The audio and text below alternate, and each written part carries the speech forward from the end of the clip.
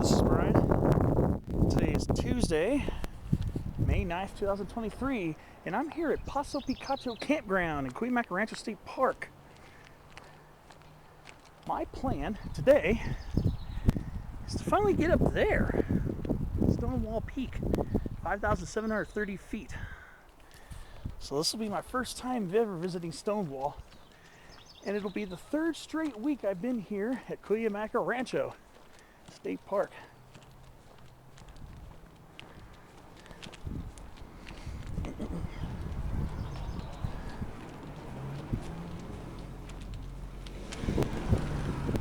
Just trying to get through this parking lot without getting ran over. But yeah, basically what I gotta do is very safely cross this highway, Highway 79.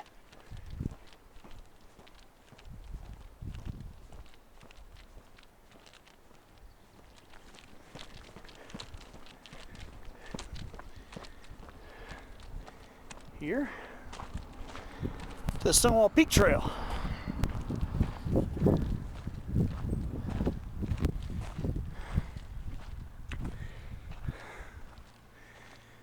Let's see. 2 miles to Stonewall Peak. It's gonna be roughly 4-mile hike. I'm thinking about trying to branch off and hit Little Stonewall too.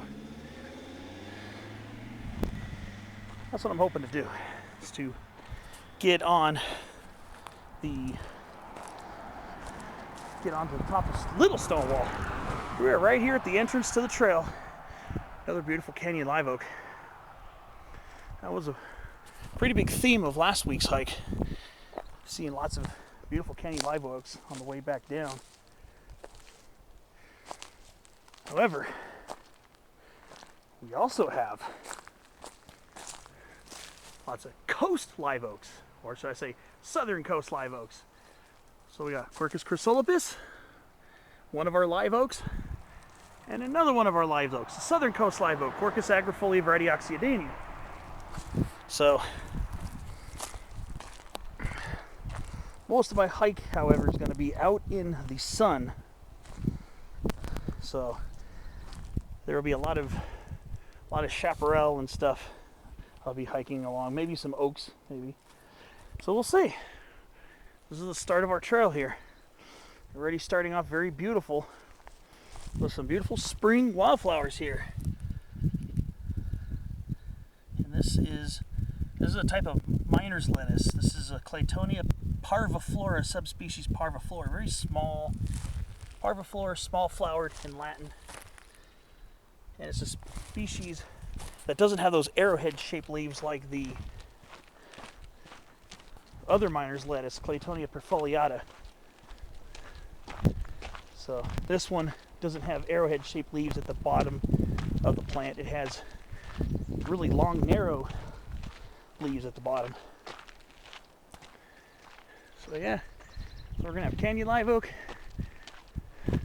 coast live oak, or southern coast live oak. Well, this is another canyon live oak, and we got some black oak, and of course Jeffrey pine, very common tree here in Cuyamaca. So now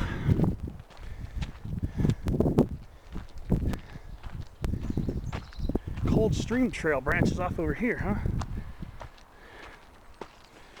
So it's supposed to be a roughly 4-mile hike with close to 900 feet of elevation gain, so maybe lower end of moderate. The climb is challenging, the reward is enticing.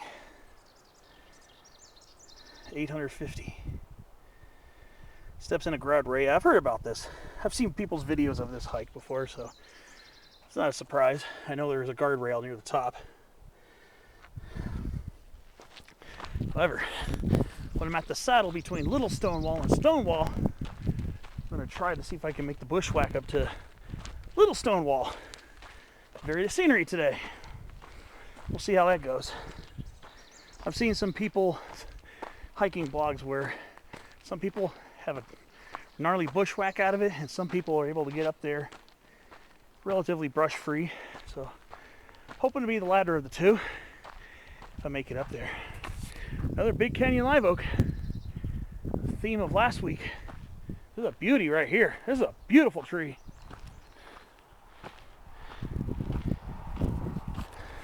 And there's a southern coast live oak right there. All right. All right, well, I'm gonna start climbing up this and I'll see you on the next clip.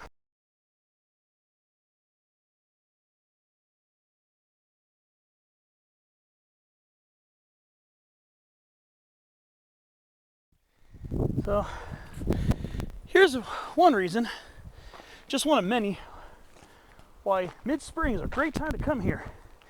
Provided it's not 80, 90 degrees, which it's not today. It's only in the, maybe near 60. But here, look at that. What a beauty. It's called many-flowered linanthus, sometimes called snow in summer. It used to be in the genanthus, the genus Linanthus, but this is actually now in the genus Leptosiphon, or Leptosiphon. Leptosiphon floribundus, subspecies floribundus. And it's starting to really explode. So, get ready for some botanical beauty today. As I climb up beautiful Stonewall Peak. There we go. Ceanothus leucodermis, chaparral whitethorn, in its full mid-spring glory. Speaking of glory, look at the noble boulders and crags up there on beautiful Stonewall. Finally gonna take the hike up there. I'll see you on the next clip. I'm gonna keep weaving around these switchbacks.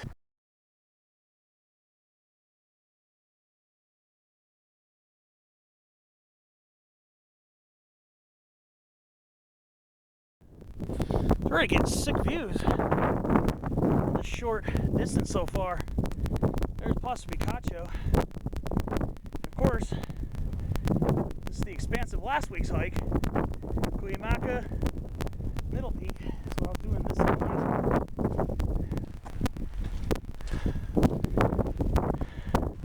Looking out towards East Mesa, Sug Peak, Oxanita Peak, and the lagunas in the background. So the views start off within minutes of starting your climb. So, pretty interesting. All right. Lots of chaparral whitethorn. They have different colored flowers too. This one's kind of a pale blue. This one's more of a halogen blue. And some of these are actually white. It's all from the same species. Ceanothus leucodermis. Pretty interesting. Looks like there's some more interpretive signs over here too. Pretty interesting. All right. Beautiful as a peak. All right. See you up the way.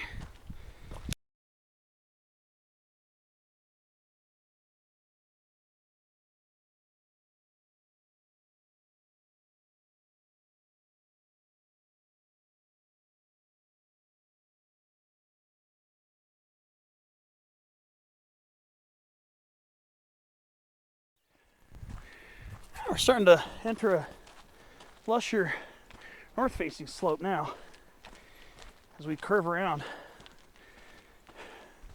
Ceanothus is tall here. Makes it kind of shady.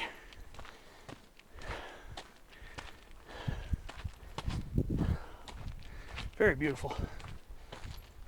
Of course, the oaks are really put it into high gear.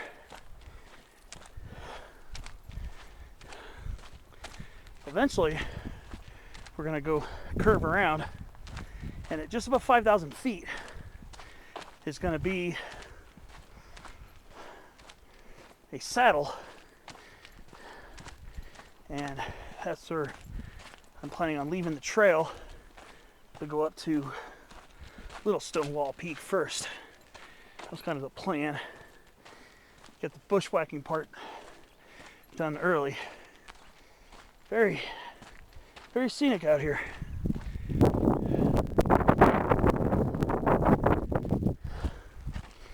So Little Stonewall Peak is about 5,250 feet, which is about 500 feet lower than Stonewall, almost 500 feet, which is 5,730. So I'm guessing at the end of this hike, provided I find the right way up to Little Stonewall, my elevation gain today will probably be about 1,050 feet, maybe. Probably four and a half, maybe a little bit more than 4.5 miles, maybe round trip, including Little Stonewall, that is.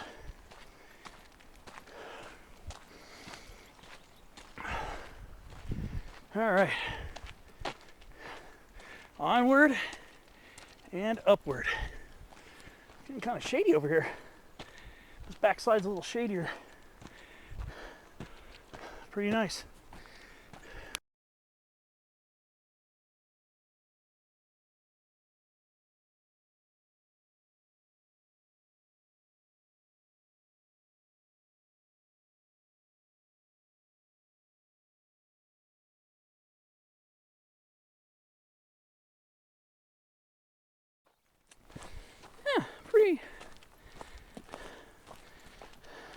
Pretty mellow trail so far.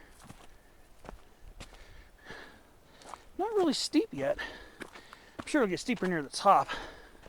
And I know when I break off to try to get up to Little Stonewall, I'm pretty sure it'll be much more challenging at that point. But yeah, it's been a pretty mellow, pretty gentle uphill so far. Started out a little steep at the base, but there have been a few nearly level sections on this hike so far.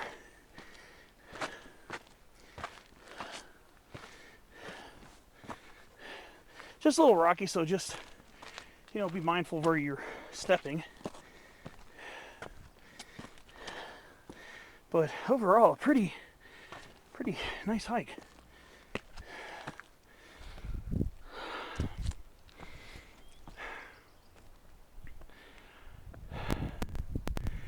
Good views here.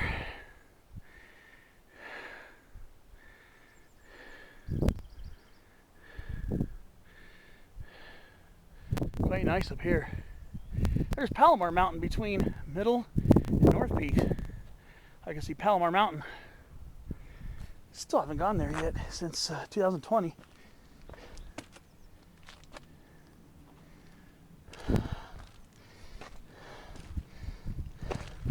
At times this hike kind of reminds me a little bit of some of the hikes in Angeles National Forest near Mount Wilson, the Front Range. Kind of has a little feel kind of similar to that. Just kind of reminds me of it, just the local scenery. Because they had the big station fire that burned a huge chunk of the Front Range of the San Gabriel Mountains. So you get a lot of burnt branches and everything still over the trail, and then you get the plants that sprouted in the middle of that. So it kind of has that feel to it. So far, pretty mellow, pretty relaxing.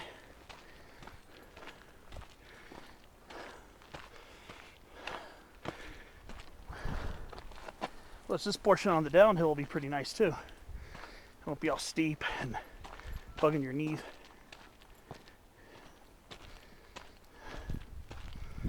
Let's see. All right. I used to have some conifers here. These taller straight snags. Get the impression incense cedar was pretty common over here. Here we are, another switchback. And up I go.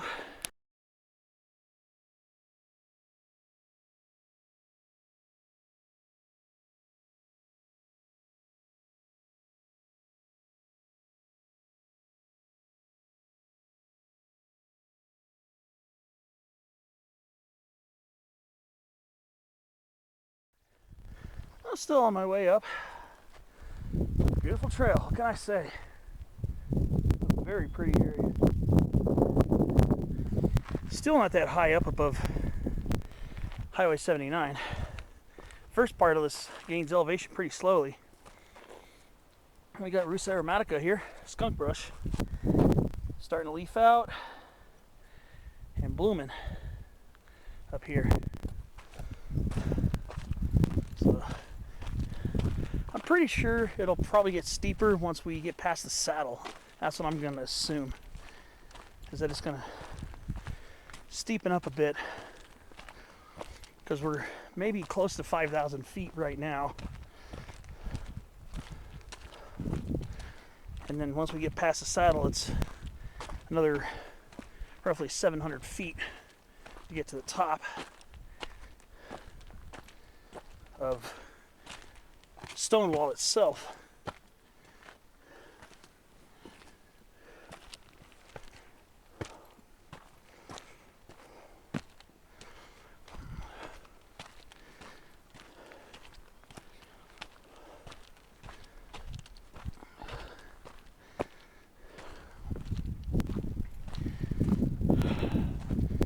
All right, a lot of skunk brush here. It's all just starting to leaf out too. Yeah, and today's May 9th, so it's springtime up here in the mountains. Nice chunk of this way up. Got some pretty cool views of Cuyamaca Peak. It's kind of reminiscing a little bit of last week's adventure.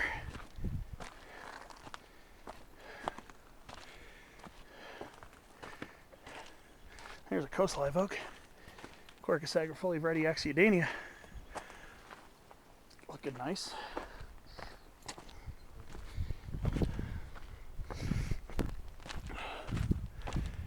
All right. I've been in and out of the shade of these large Ceanothus palmaries. It's this shrub here. Later on this month, it's going to be blooming with beautiful panicles of white flowers. Come later on this month. And in June, Ceanothus palmary, Palmer ceanothus. It's a very abundant shrub here in Cuyamaca. After fire, it just takes over the landscape.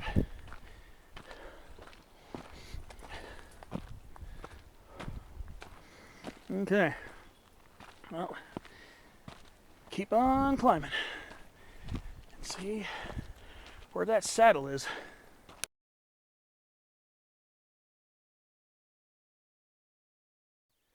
Cool. Let's see my first hollyleaf cherry of the day. Prunus ilicifolia, subspecies ilicifolia. Pretty cool. Here's another one right here. And of course, here's another ilicifolia. Rhamnus ilicifolia. Hollyleaf redberry. They're not related. The cherries in the rose family and the hollyleaf redberries in the buckthorn family. So it means the redberry is much more closely related to these Ceanothus shrubs here. Okay, I think this is another switchback here.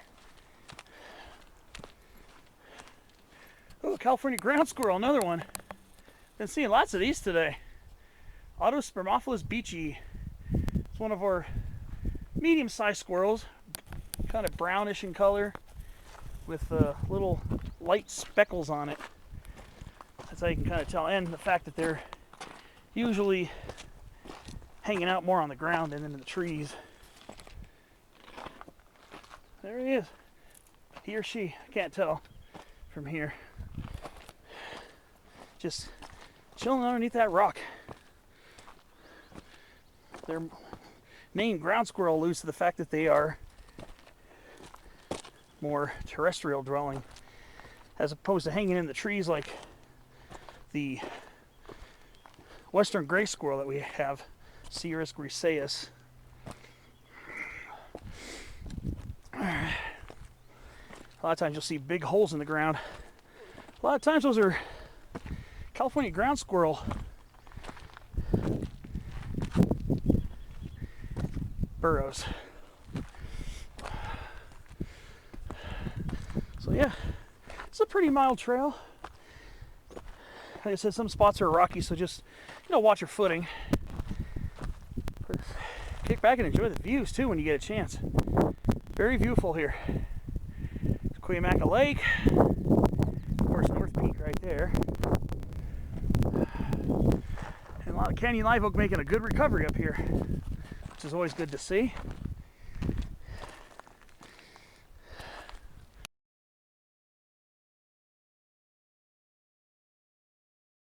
And scarcely a few feet from where I left off, large flowered mountain dandelion right here. This looks like Agoceras grandiflora. Variety grandiflora. Yeah, this looks like large flower mountain dandelion or large flower Agoceras. Starting to bloom. Very beautiful. Yeah, I'm not looking at it saying, it just looks like a dandelion in your yard. It's not. It's a native. It's not the same as Taraxacum officinale or Taraxacum erythrospermum, which are two species of introduced dandelions, true dandelions in the genus Taraxacum, that have naturalized in wet areas and lawns. That I just showed you, the Agoceras, is a native. Very much a native. It's kind of similar to Agoceras retorsa, which is a spearleaf mountain dandelion or spearleaf Agoceras, but they're a little bit smaller. Both of them are perennials in the same family as a dandelion. They're related. The Asteraceae, sunflower family. So they are related. All right. Still zigzagging up the hill. We'll see what other fun stuff lays ahead.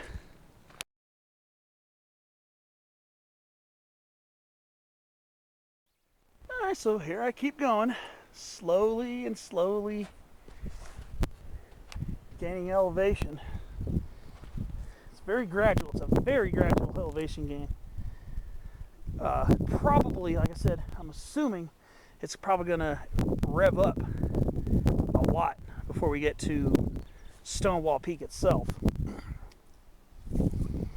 But yeah, this is the area I was hiking last week, and towards on the second video, because when I added up the videos, I recorded about nearly 4 hours and 20 minutes of video last week. I can't believe it got that insane. So that's why literally I had to divide it up into two.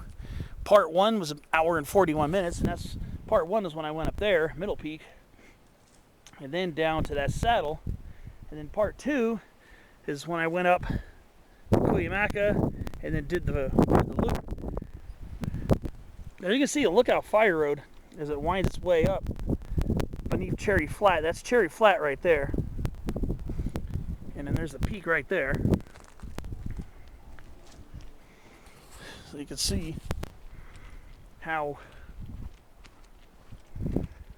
neat the terrain and topography is over there. Well,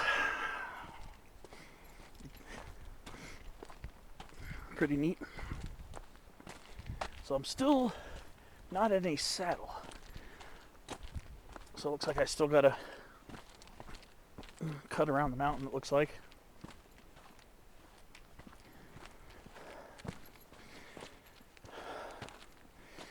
Let's see. Well, should know when I'm there. Usually when you're at a saddle, it's pretty obvious. All right, well, one thing you'll see a lot along this trail is interior live oak, or the shrub interior live oak, the shrubby variety, Quercus wooslezeni variety frutescens. Quite a bit of it along here, along this trail, and it's in full on bloom. So you can see here, these are the male flowers here. So this is where the pollen is. And then trying to see if I can find where the female flowers are.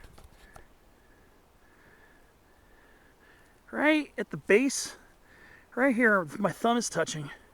You won't be able to see it very well, but that's a female flower. That's what becomes the acorn. And interior live oak, being a red oak, ripens in 2 growing seasons. So that little female flower won't be a fully ripened acorn until fall of 2024.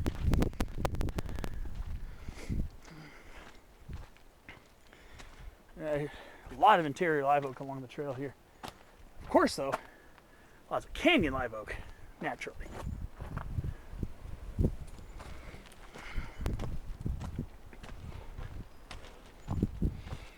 All right. Up I continue.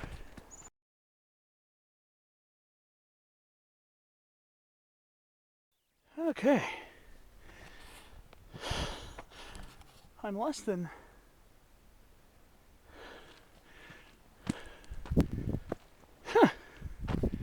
I'm almost all the way at Stonewall. Huh. Oh, snap. I knew I had to have gained more than 200 feet between Paso Picacho at 4,870 and the close to 500 foot, oh, the close to 200 foot gain to get to the saddle before Little Stonewall. I completely missed it. Stonewall Peak is less than a quarter of a mile away. Huh. I guess I'm visiting Stonewall first. I guess. Okay.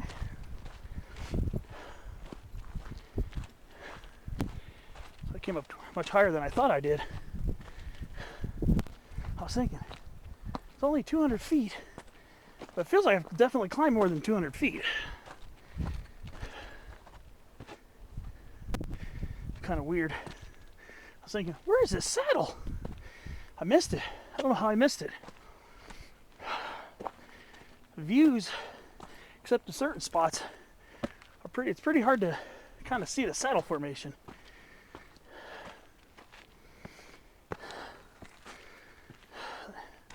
Definitely felt I had gained a lot more than 200 feet to that saddle. I was thinking to myself, there's no way that's it.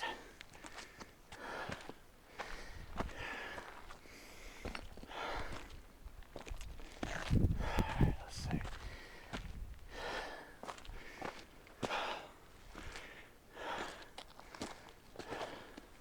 All right, well, guess I'm almost at Stonewall Peak itself. All right. Let's see how much longer it takes. Should be there pretty soon.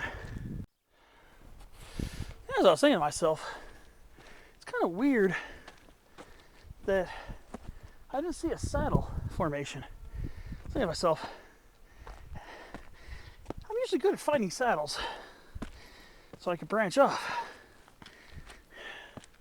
Kind of expected it to be more obvious, I guess. Guessing this is the trail right here.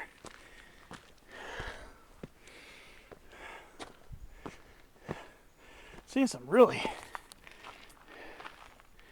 Ooh, a granite spiny lizard. Looks like a granite spiny lizard. I was thinking that was a western fence. I wasn't sure if granite spinies live here. I guess they might.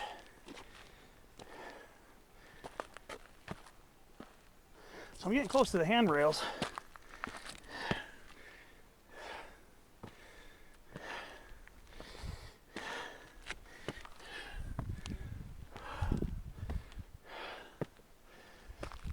Maybe I veered off trail.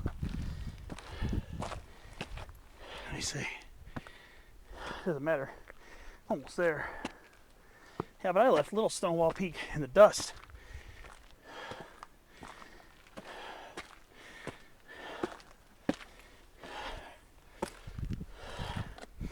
Well, here are the famous steps and handrail.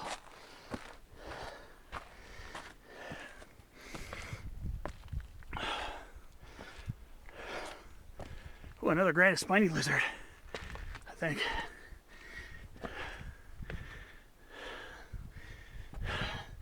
This is the type of stuff granite spinies love. Yeah, that hill down there, that's Little Stonewall. Can't believe I completely missed the turnoff for that one. That's crazy. All right, well, just to walk up this big granite block. It's kind of cool that they did this for hikers. Guardrail and a stair step, so we don't have to do any crazy class 3. All right, see you when I'm just about there. Battery's about to die off anyways.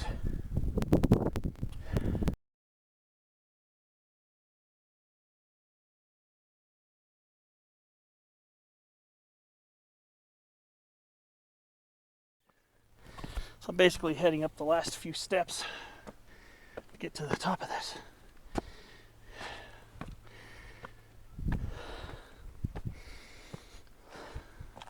It's actually a pretty easy hike, honestly, getting up here to Stonewall. This last part's the steepest because of the granite and the stair steps, but overall, it's a pretty easy hike.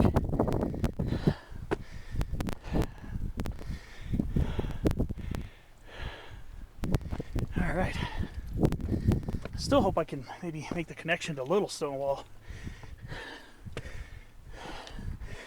It was at one of the bends of the switchbacks. All right, here it is. Stonewall Peak. Finally came up here. This feels great. I'm starting to get a little sweaty. 5,730 feet above sea level.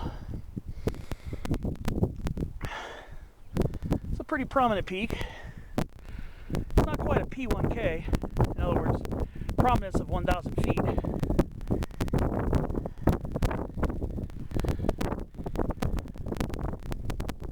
Forgive the wind, it's very breezy up here. Oh, this is, I'm a little sweaty. It's not even that, the weather's nice today. You know, you're climbing up in the sun, you get a little sweaty. All right, yeah, we get some pretty sick views from here. All right, let's say we start pointing a few things out. All right, so I'm going to start to the south. All right, so from here, forget the wind.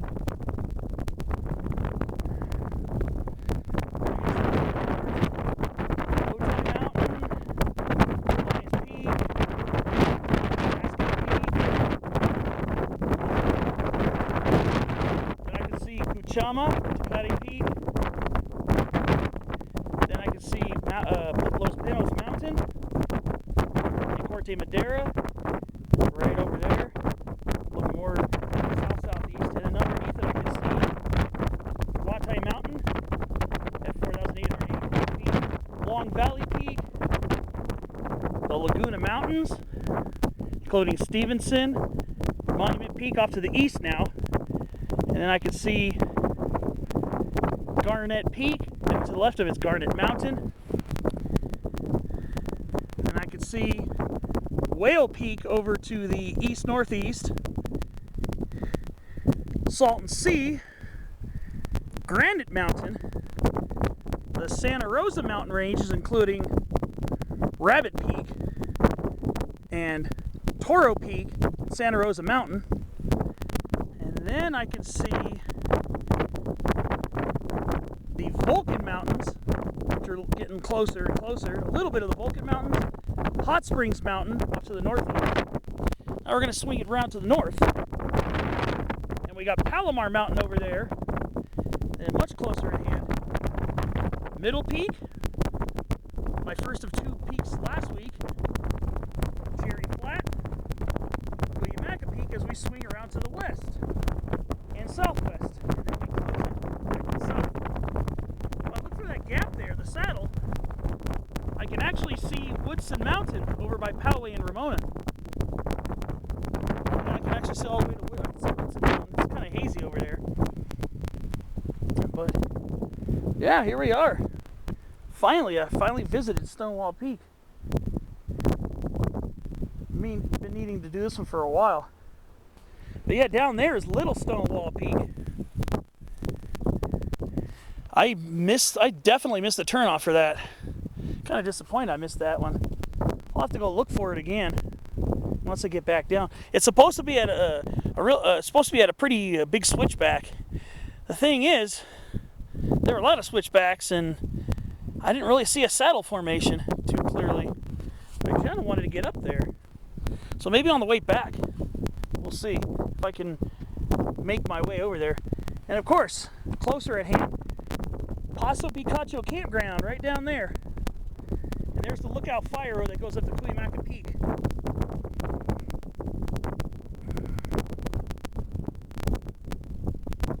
Very nice views from here. Very nice. Yeah, a lot of those Jeffrey pines survived down there in the campground area, so it's very nice to see those. Some decent sized Jeffrey pines down there. And of course, closer at hand, we've got the Cuyamaca Reservoir, Cuyamaca Lake. Far beyond where it really goes. So yes, actually I did a short hike over down by the Stonewall Mine, which is over about there. So I was kind of wandering around that area. I was going to try to join up with Fletcher Island right there and try to get up to the top of the hill at Fletcher Island, but you have to pay a separate fee because so that's Cuyamaca Rancho State Park. That's a different agency. That's a different park, not state park. And then over on that side of Cuyamaca Lake is actually Anza Borrego Desert State Park. So if you ever drive the 79 to S1, you're actually driving through parts of Anza Borrego Desert State Park. So pretty interesting. Good views up here, of course. Good old Highway 79. Ever since moving back, I've been coming up that quite a bit. Yeah, this is becoming one of my regular haunts now, Cuyamaca Rancho State Park. I want to point out one of my earlier videos was I was kind of talking. I kind of got distracted by some hikers going by. But right there, my part 2 videos, I was coming back from Cuyamaca. I was going down Milk Ranch Road down there, and right in that area is some beautiful canyon live oak woodland. And that was towards the end of my part 2 of my hike last week. Yeah, those canyon live oaks are very vivacious trees, very large. But here we are, just enjoying these beautiful granite outcrops up here. One thing that irritates me though is I'm seeing lots of graffiti starting to pop up. I see a lot of them 2022, and that is just the most utterly disrespectful thing. Well, enough of that. I want to take a couple summit shots, and I'll start on my way down.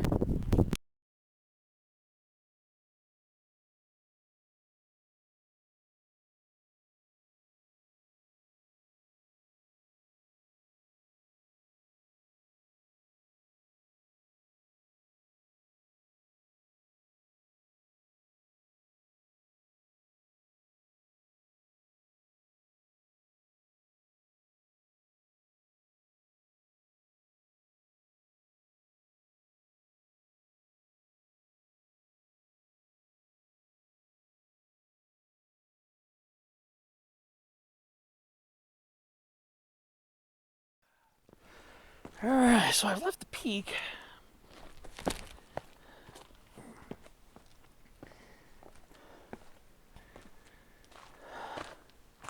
I'm back, just about back at the regular trail.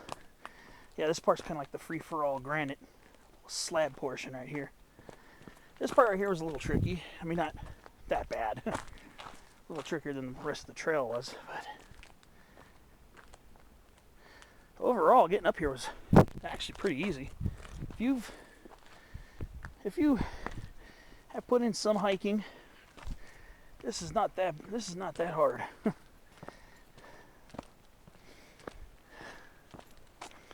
Yeah, as I was thinking, where's that saddle to get up to Little Stonewall? Where is it? Where is it? Where is it? Couldn't find it. Didn't see it. Didn't see the saddle because I think it was surrounded by such thick vegetation. So I am going to try to look for it on the way out. Hopefully I could find it. Really would like to get up to that one too. Make a nice 2-peak day out of it. So we'll see how that works out. But I got a good few hundred feet. Probably nearly 600 feet of elevation to lose before I get to that saddle area. One thing you'll love, big boulders, lots of pink black manzanita blooming here in the mid-spring months, and of course the canyon live oaks. It's a very beautiful area of like a synthesis of chaparral and woodland. That's what a lot of this trail is like.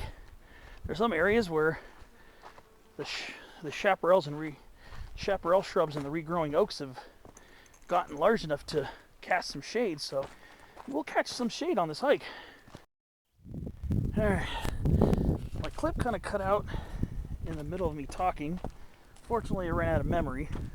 I kind of wish there was a little function on here that shows your progress, so I can cut the clip and then insert the new card without the random me in the middle of a sentence.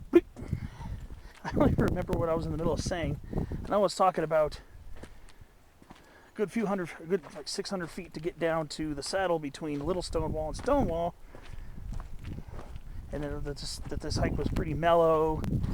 It's a pretty gentle trail. Going downhill when you're done is gonna be pretty cruisy. Sometimes when you go uphill, you look forward to the downhill part after going up and up and up and up for so long, and then you start going downhill. You go down and it's steep. Sometimes it feels steeper on the downhill. So on certain hikes, the downhill part's really not much more fun than the uphill. It can be just as taxing. So now, gotta go look for that saddle. I'm still a good few hundred feet above it. Like I said, I didn't even recognize it when I passed by it. So I was kind of disappointed that I screwed that up. Let me go over here. Let's see. Let me go over to this little spot here. That's the Stonewall Peak Trail going back towards the Paso Picacho. Just want to see what this is up here. There's a sign.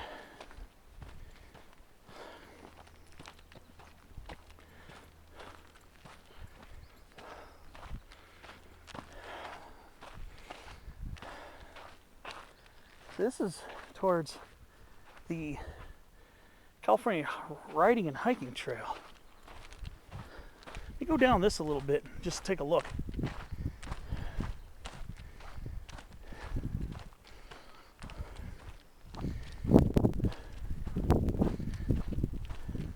Just curious. I wonder if the trail I took didn't even go to the saddle between the two. So I'm going to hike on this for a short distance, kind of scout it out and see. So I don't even know if I even got close to Little Stonewall.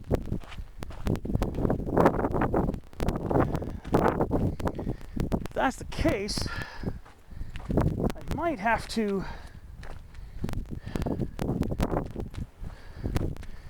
kind of backtrack, because this will probably take me over towards Lake Cuyamaca.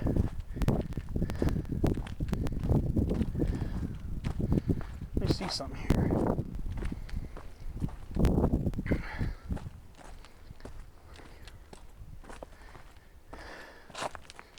Yeah, this one's definitely a little steeper. If that's the case, I might actually have to go back up this to that shoulder. I don't know.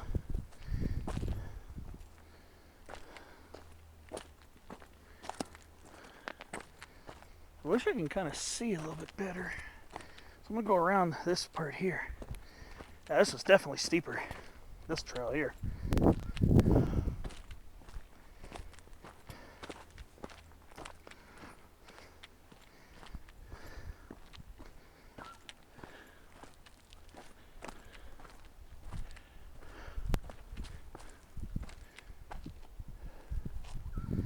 I might have to hoof it along the highway for a little while, perhaps. If that's the case.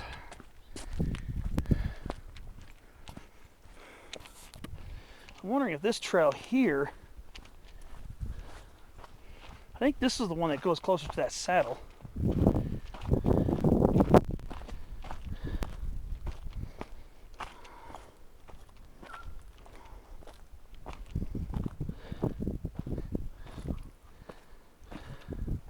I don't know.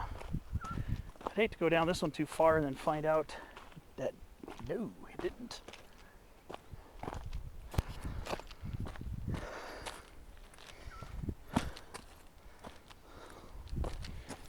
This one's definitely a little bit different.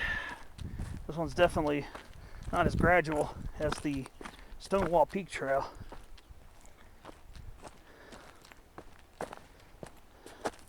Probably have to hike along. I might have to hike along 79 for a while. Maybe. Kind of hope not, but we'll see.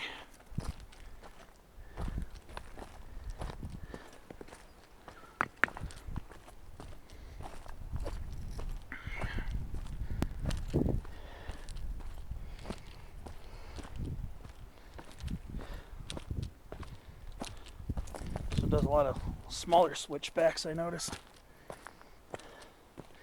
I guess this is the more adventurous part of the day. Going down a different way, completely different way. I might have to loop back to Highway 79. And we'll see.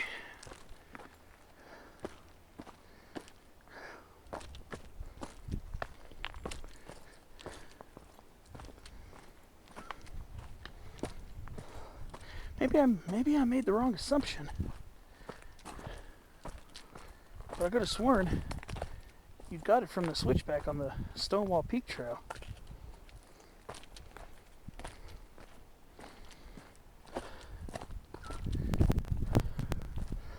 And of course, I can't really see on this side to tell if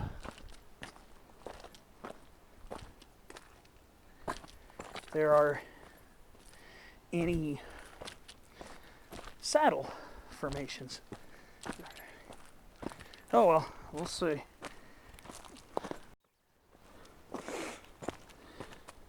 This trail loses elevation pretty quickly. This is a pretty steep one.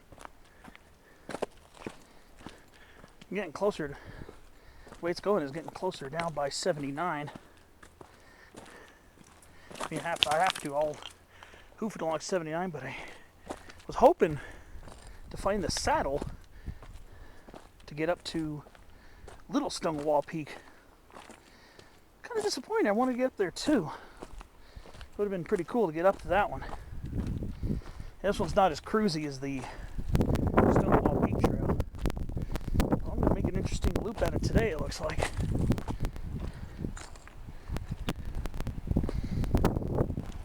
Man, the gradient on the Stonewall Peak Trail is very, very well engineered. You gain the elevation, that's for sure, but it's so mellow. There are a couple of little spots here where you kind of pull yourself up a little bit, pull your feet up a little bit, but for the most part, it's a very gradual trail. This one right here definitely has a little more oomph to it.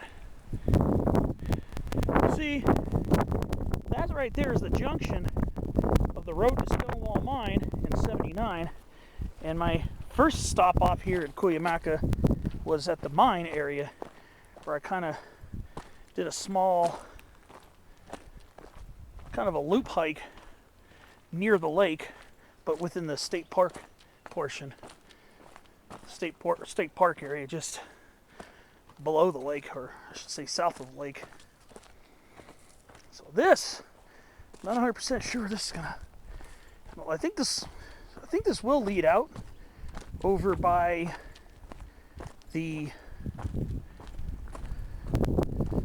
that area. I think this is going to lead over towards the Stonewall Mine.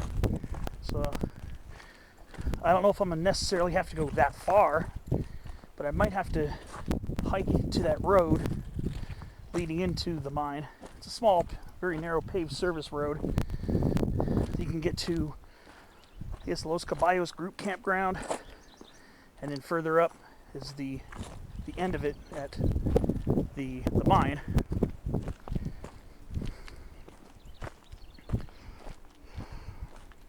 So this will definitely make an interesting loop option. I don't think I'm going to want to reclimb all that again. But this loses elevation very quickly, so I could have probably hiked to Stonewall Peak from the Stonewall mine area. I just wasn't 100% fluent with the trail system over there, so I decided to go back to Paso Picacho, where I knew I could easily cross the highway, pick up the Stonewall Peak trail. So we'll see how this goes. I don't know if I'm gonna find that saddle from here either. I'm not sure. There's supposed to be a relatively open area at the saddle where you can kind of see a way to leave the trail and start inching your way up, but I'll have to do a little more research on it because I still want to get to Little Stonewall. I wanted to make one of my famous multi-peak days, which would have been fun. But after all said and done, it's been a magnificent hike altogether. Finally hiking Stonewall Peak. Alright, well, let's see. Looks like we're probably heading more towards that way. But again, I've never hiked this trail here, so I can't really tell you exactly where it's going to lead out, if it leads out closer to the highway before it goes all the way to the mine. So we'll see.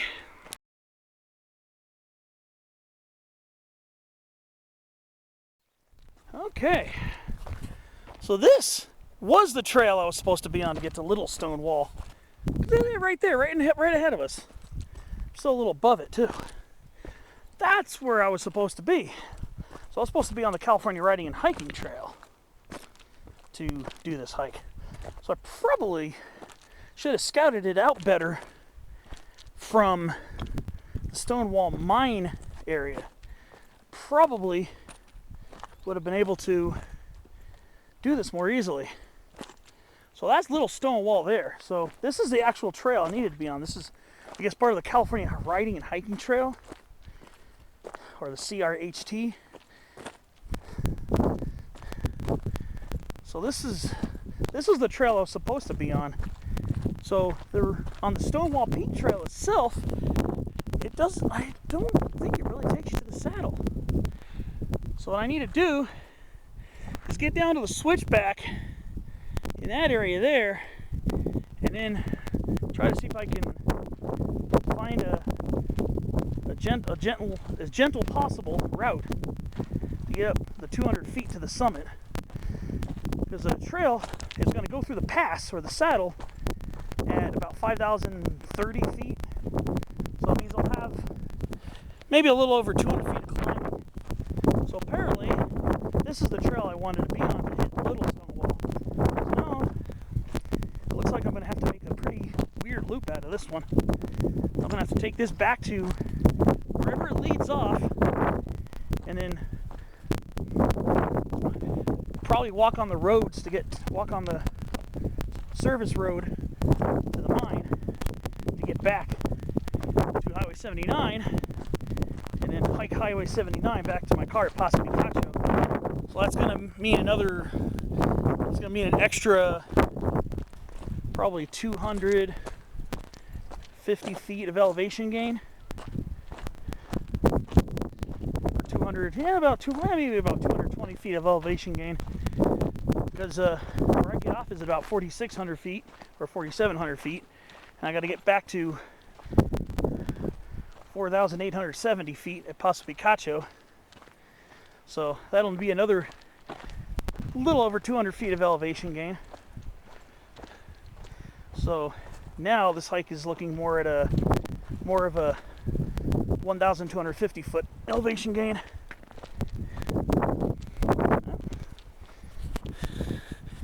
can't say that I'm really disappointed, because I'll get a little extra mileage in and a little extra elevation gain, so it's just working in my favor towards hopefully finally getting up to some of the major pardon me, major higher elevation peaks this year. Gradually get me above 7, 8, 9, and hopefully up above 10,000 feet this year. Now that the snow is melting and we're in a much warmer weather pattern. In fact, next week it's going to be downright warm here in the mountains. It's going to be in the mid to upper 70s. So I haven't acclimatized to hiking in those temperatures yet. I got to acclimatize to that again. Of course, when summer hits, it's going to be a different story. It'll be in the 80s and sometimes even low 90s here.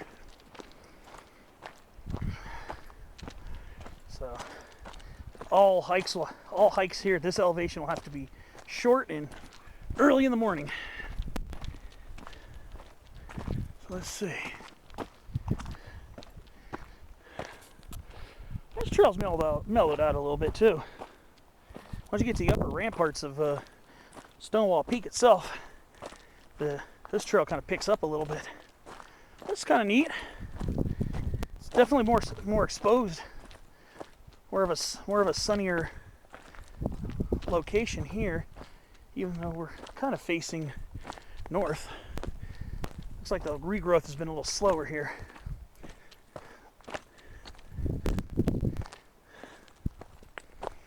Yeah, I'm just a little bit above Little Stonewall, so I still have probably about a 300-foot loss to get to that saddle, and then I'll have to find my cross-country route to get up there. So we'll see how that goes. Yeah, look at that. It came down from all the way up there. Actually, it was even higher than that. Well, we'll see how we're doing along the way.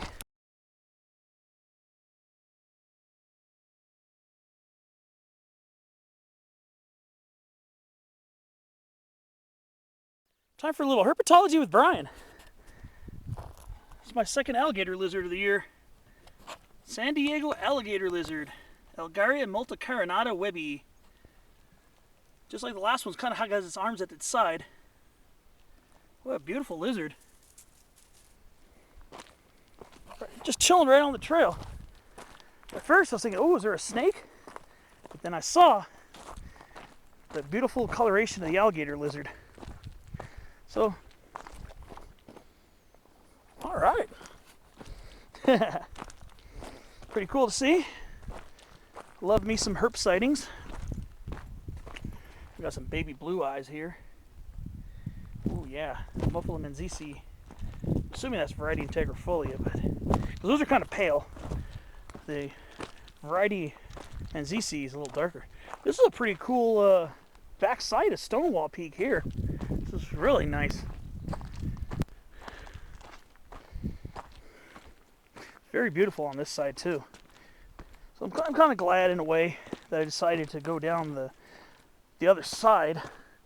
I know I'm going to have to hoof it along the highway for a while, and that part's not going to be particularly exciting, but I mean,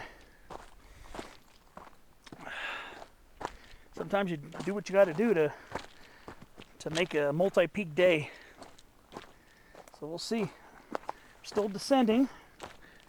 And I'm a little bit underneath Little Stonewall, so getting closer to the elevation where I'm gonna leave the trail, but I'm still, looks like a few switchbacks away.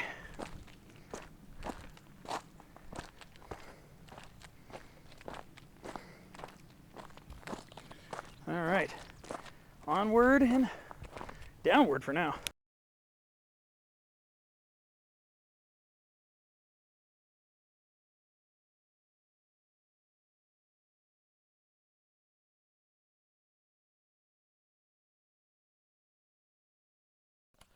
Well, as I'm getting really close to the saddle, ooh, now we got western chokecherry starting to bloom. Oh, look at that. When you see flower clusters like this that are like racemes, these linear clusters, That's how you know it's Western chokecherry as opposed to bitter cherry. It's closer relative and cousin that lives here in the Cuyamacas as well. So this is Prunus virginiana variety demissa. So you get these these cylindrical linear flower clusters. And that's how you know it's Western chokecherry as opposed to the one with the more rounded flower clusters, which is Prunus marginata. So yeah, we got some Western chokecherry really kicking in the blooms right now. That is awesome. I love that. So yeah, we're getting close to the saddle now. And of course, Ceanothus perplexans, this one's actually past its peak already. So they're starting to go past the peak bloom and getting ready to go into seed capsules here, as we are probably close to 5,100 feet. So once higher up, we'll be peaking probably pretty soon. The ones higher up getting well above 5,000, closer to 6,000 feet. So here we are, nearing the saddle and nearing the beginning of my cross-country portion of the day. So what I need to do is just go to the elbow of a pretty big switchback over towards this way. I don't know if it'll be the next switchback. I'm assuming it is, but could be wrong.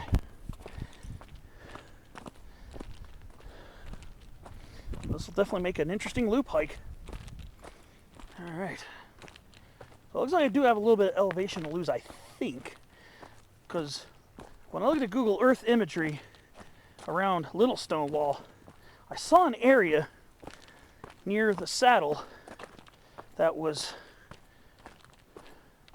less brushy, and I'm assuming that was the way to get up there. I'm looking at other people's GPS tracks, and I haven't spent the money for any GPS equipment.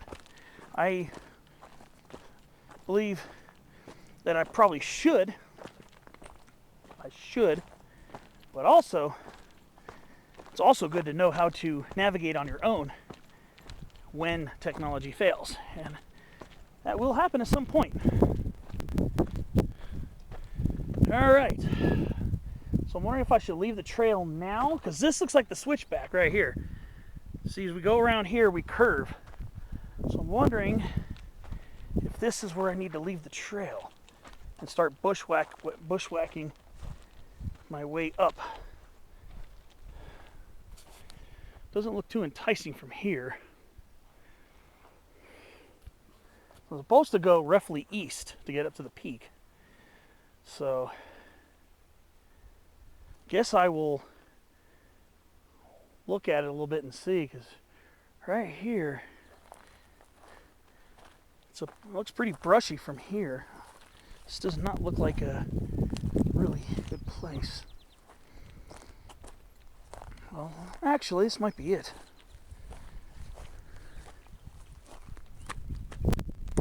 Let me see. Let me see how this works. So yeah, I'm at that switchback where I'm supposed to go cross country now. So let me see if I can work this out.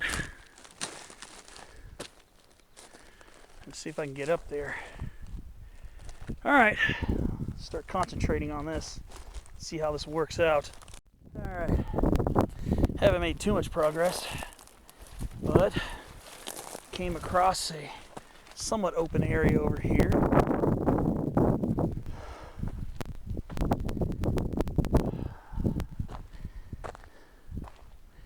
Just trying to be careful.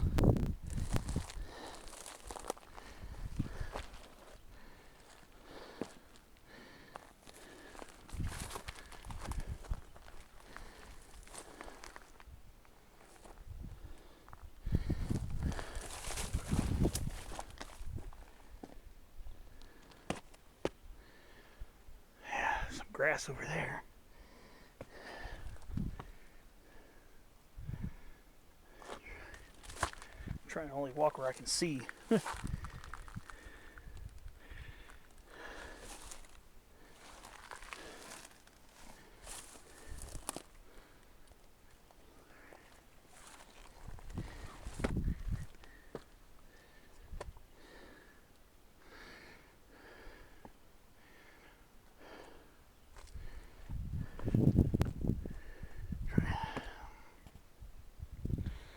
little grassier down here. Yeah, apparently this is the open area. There's a rock duck over there. Okay. I'm gonna maybe start following those, maybe.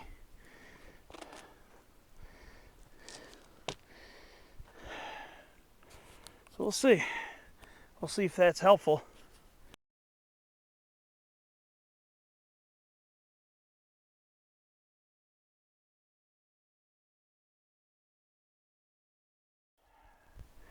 All right, well, I'm still finding ducks.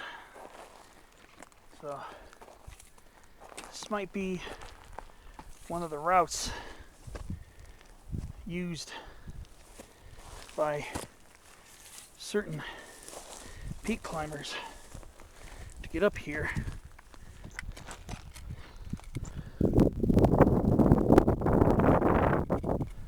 Just trying to see which is better. Skirt along the side, or just go directly uphill. I think I'm gonna just go uphill directly.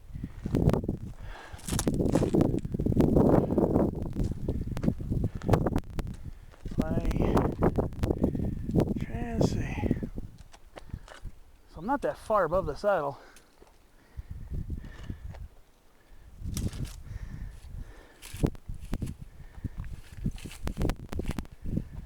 Okay, let's see.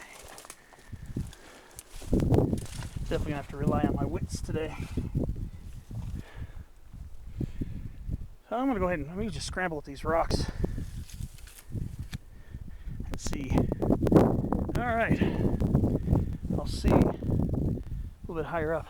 So when I come back down, hopefully I'll aim towards that flat area of rock right there as a good return.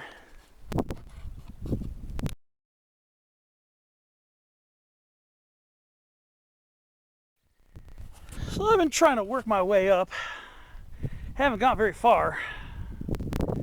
Not that far above the switchback. You can see cut into the trail there.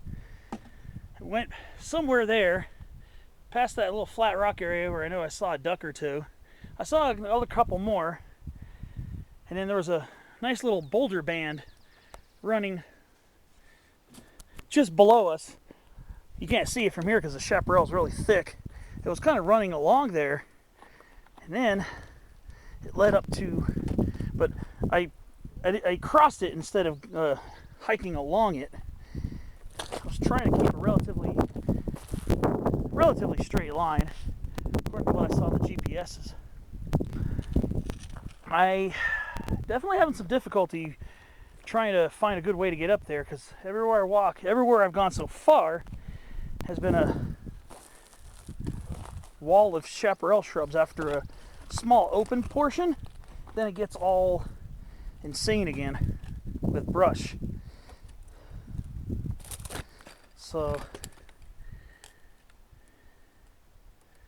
So far I'm not really seeing that brush-free route that I read about.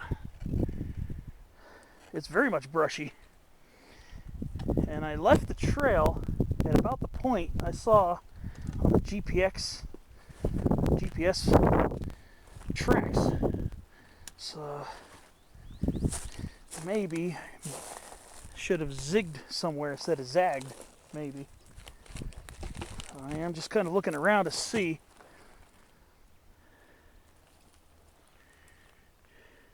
if there is a way I can get through and find another way up. So far this is kind of leading me from one wall of shrubs to another.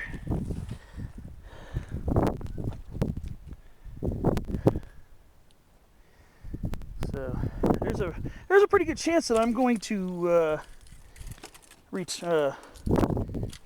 abort.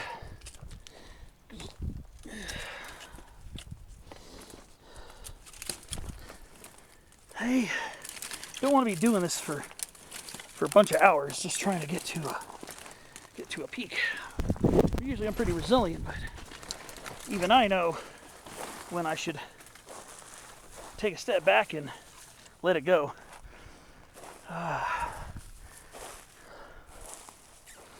I don't see any way to get through here without completely annihilating my skin. So I'm going to head down, hopefully get to a relatively brush-free spot, reassess, and see where this goes. I think I can get over. I think I can get over there. There's an open spot I think I can get to with a little bit of pushing through some chaparral here. So when I get there, I'll get to see. Don't want to spend the whole afternoon trying to bushwhack. Alright. Here we are at a slightly open spot here.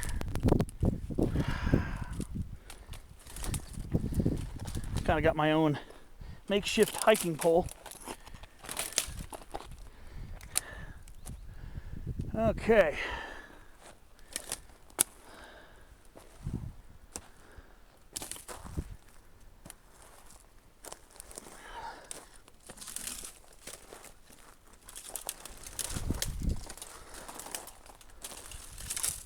There's another slight opening over here.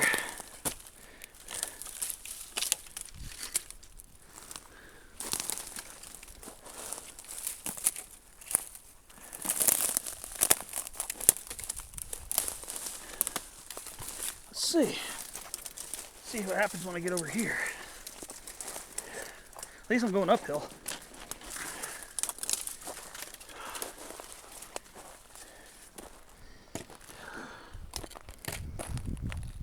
All right. Well, it's kind of a somewhat open route over here. I don't see any ducks. I do see some openings. So I'm going to go ahead and try to worm my way around a little bit and see if scrambling over these boulders will help a little bit. Yeah, it's just a complete bushwhack now. If I'm lucky, I can slip through some of this lower brush here, but it does not open up around here at all. This is actually starting to get a little ridiculous, if you know what I mean. I've made very little progress elevation-wise getting up here. Elevation-wise, I don't think I'm super far from it, but I'm just in a position where if I keep going forward, it's just going to get to the point where I can't even pass. Barely was able to get through here. I think I might turn back.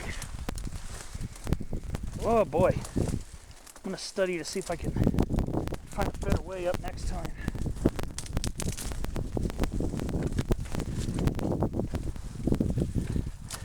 The more I go up, the harder it is going to be for me to get back.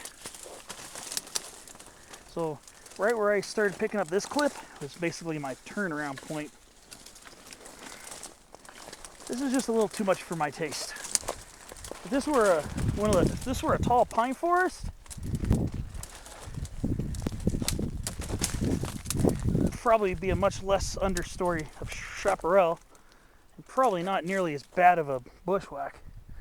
So I'm deciding that I don't want to keep trying to push it too much. So I'm going to try to negotiate my way back to the trail.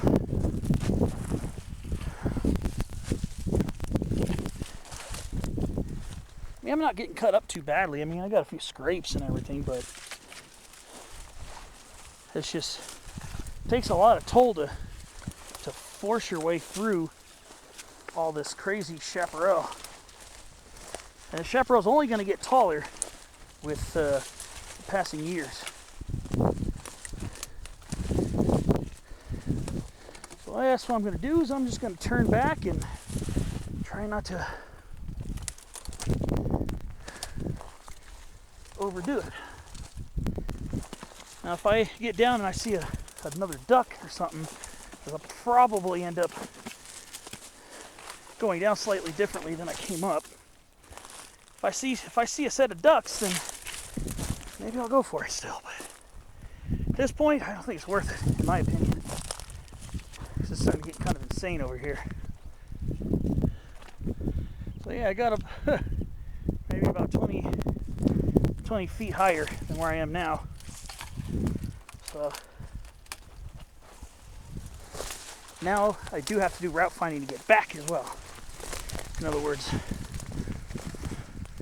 bushwhack my way through this insane brush again, which is not going to be any more fun going down than what's coming up.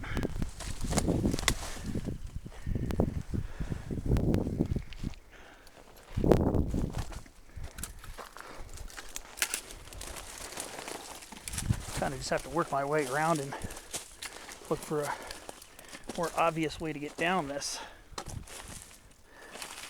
Really not much of an obvious way, honestly. All right, I'm gonna have to keep pushing my way through this for a while.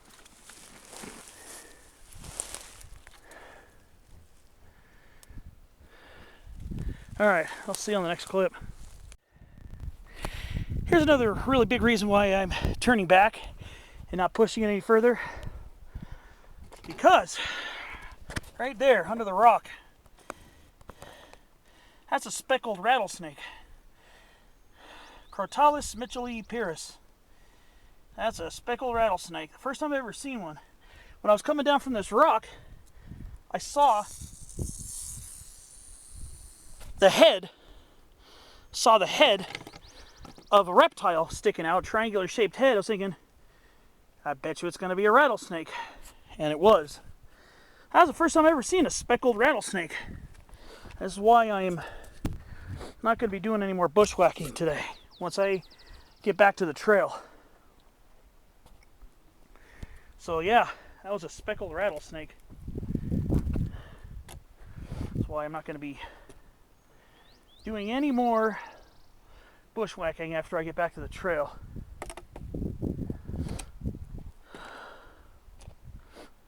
So I got to do is just find my way. Not that far from the trail. I mean, I didn't really come up a really super far distance. But this is kind of why I'm in the mode of just turning around and not going for any longer distances. So I'm just going to go back to the trail and follow it down. So yeah, it was the first time I've ever seen a speckled rattlesnake. First time ever. Up until now, the only type of rattlesnake I've ever seen was a Southern Pacific. So yes, after this, no more bushwhacking. Back to the trail. And hope I can get there soon. I am definitely just wanting to get off of this. Alright, see you on the next clip. I'm getting back to my landmark, that little flat rock outcropping, back to where I saw the last duck. So I'm wondering, yeah, there was just the little rock band that I was going to consider going along it, seeing if the ducks would go up that way, but I ended up going up this way instead, more uphill directly. And yeah, this is where I was following the ducks, but I don't think I'm going to be trying to look for more ducks going uphill again.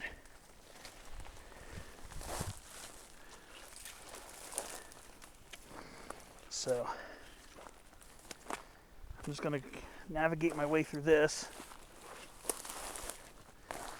This part's not nearly as bad. So once we got up on the higher up on the hill, there must be another route other people are taking, because somebody was saying one guy, I checked out his blog. He's one of the peak bagger users. He has his own hiking blog too, Hiking with TJ. That's the name of the blog site. He said he was able to get to the summit block. There's a class 3 boulder on the top. He was able to get to it without too much brush. He said the brush wasn't super bad, the route he took. So I guess I started following part of that route, but maybe I should have gone along the cliff band instead. Well, it's not really a cliff band, more like a boulder area of boulders, but I'm not going to try it again right now. I'll have to do a little more research on this to see what I can do next time to make this more doable. But I started getting up. I got up right near those rocks. So getting up there, from up there to get down to here, really is not a lot of elevation, and it's not a far distance at all. But it's a bushwhack, a very thick bushwhack. It was actually, I think it's one of the worst or most insane bushwhacks I've ever done, to be honest with you. And I've done some bushwhacking hikes, but this goes on another level, to be honest with you. This is one of the worst bushwhacks I've ever done. It was enough to keep me from getting to the peak, or at least this time. I'm gonna look, check out and see if there's another route I could use next time that'll get me up to the peak. I'm just glad I'm just about on trail again. I'm really close to the trail. It's mostly open terrain, open grassy terrain between here and the trail, so I should be back on route pretty soon, which I'm glad for.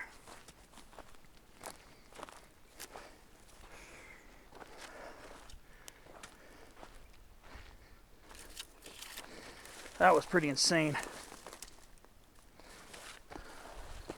Not fun. Not fun at all. Looks like I got one more challenge. Maybe, hopefully only one more challenge is fighting through this part here. Let's see which way I came. Might have come from down here. I don't remember which way I came through here.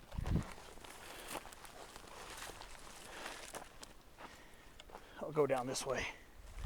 I know when I first left the trail, very soon thereafter, there was this humongous fallen conifer snag, probably an old pine snag, and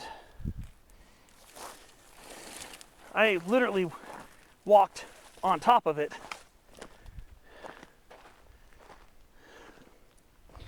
to get back, or to get out to this area.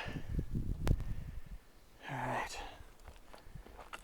Looks like I gotta pick my options wisely again. Yeah, I'm definitely ready to be back on trail. All right. Looks like I'm gonna have to navigate a little bit more, so I'll catch you on the next clip. All right, I'm back on trail. Kept hitting walls and bushes, and then I came to an unfamiliar gully. So I definitely reversed course. Found my way back. All right. That was not fun. I was starting to get a little concerned. Like, am I going to end up forcing myself down in the gully instead of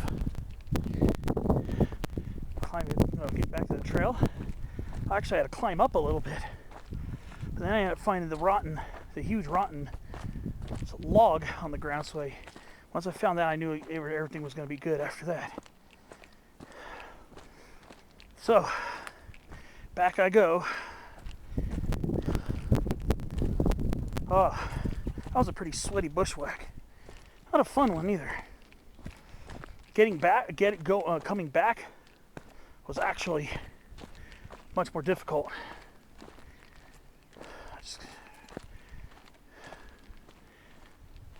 Wow. Woo, boy. That was not fun. It was an adventure. It's one I probably won't fondly remember, especially because I didn't get to the peak. I had decided it wasn't worth trying to force my way up more than I already did. I said I got to a point where it was almost impossible for me, at least the route I took. So like I said, I do have a little bit of a haul back because I got to get back down. I'm probably going to end up closer to Stonewall Mine, I'm assuming. But on the other hand, I did get to see that beautiful speckled rattlesnake. That was a pretty neat find. First time I've ever seen one of those, so that was pretty cool. Considering the route I took, normally I say it's worth it. Everything I do is, everything hiking wise that I've done, I felt it's been worth it, but that was kind of not in a way, despite the fact I got to see that beautiful snake. But I'm glad I am back on trail, and I'm going to stay on trail / road the rest of the way. No more side adventures. So, Little Stonewall Peak. Well, maybe when I go around a switchback, I'll have a better view of it. All right, so I'm going to see if I can try to gauge how close I got. I don't know if I was under that area of rocks or that area of rocks over there. I think I might have been closer to that part there. So I wasn't super far from the top, but like I said, I got to that point where it just, the route I was taking was not working for me. It was not working in my favor, because I would go up a slope, have some relative ease of movement, and I'm saying relative ease of movement. I would go up a slope,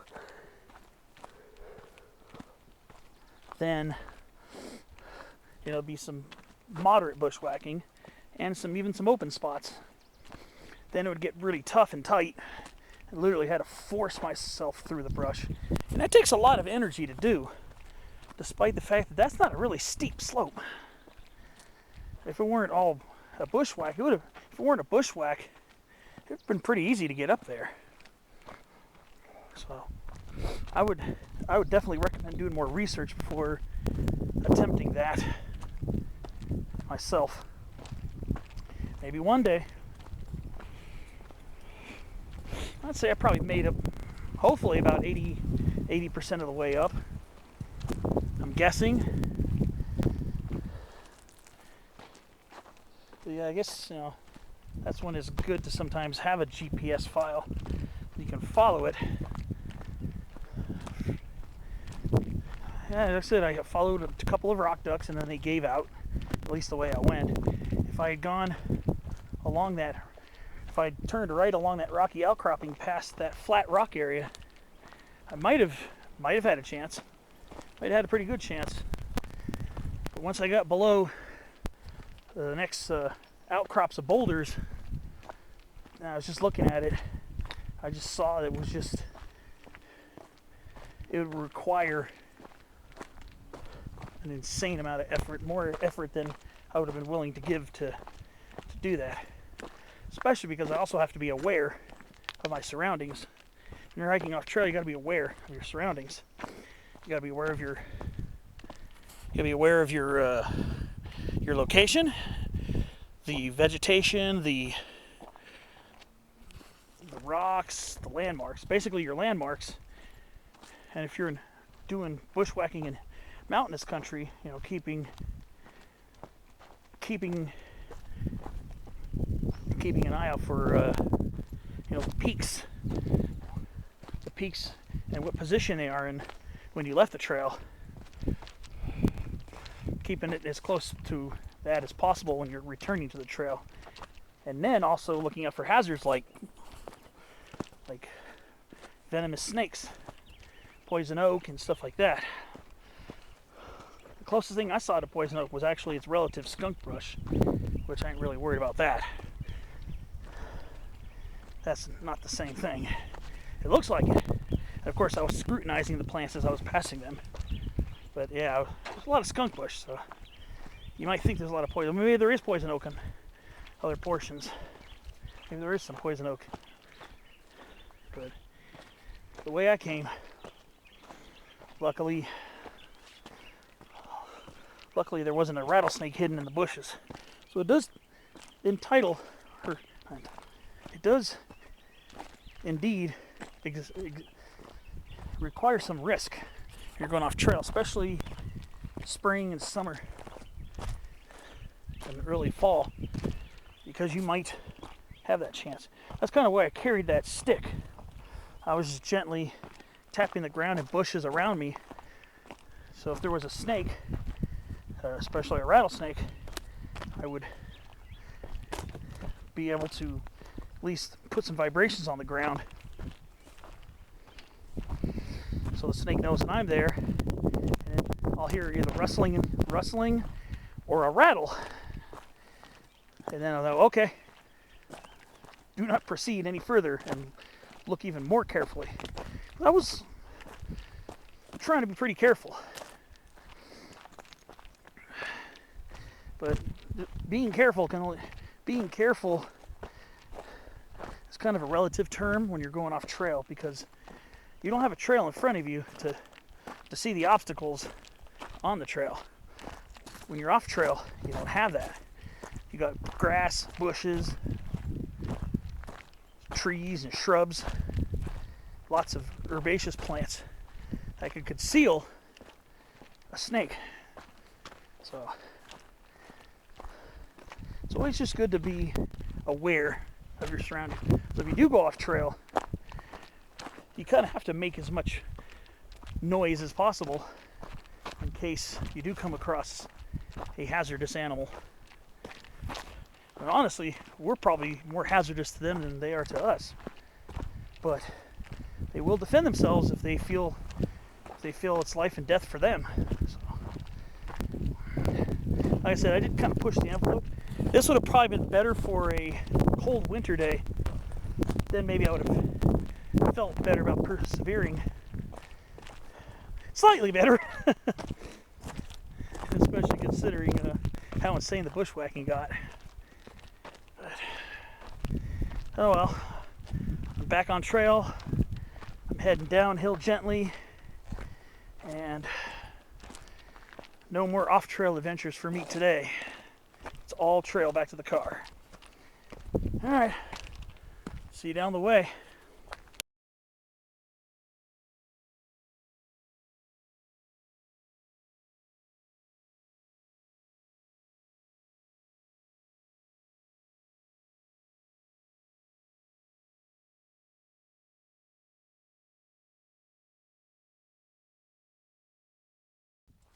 Alright, so I'm still working on my way on this trail.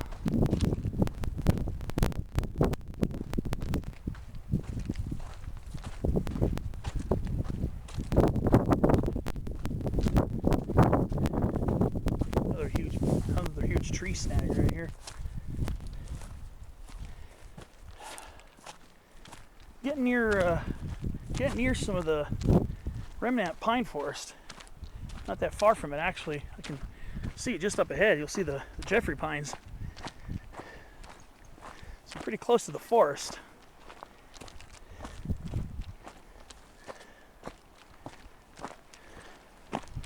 Been quite an adventure, I'll tell you that.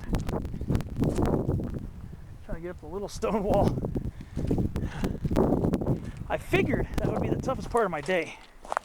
The Little Stonewall Peak portion. And boy, was I right by a million miles. The rest of this hike's been pretty easy.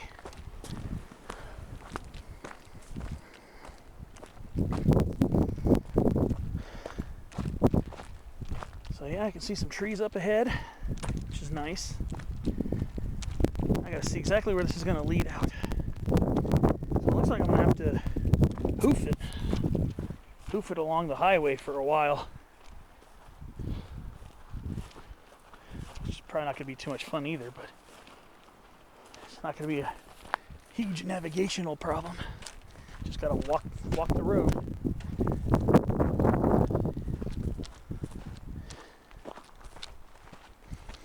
I'm wondering if this is going to go all the way to the mine, or is it going to go to the mine access road?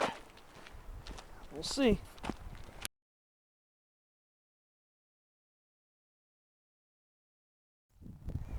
Alright, I gotta make a decision. Go right, but go left.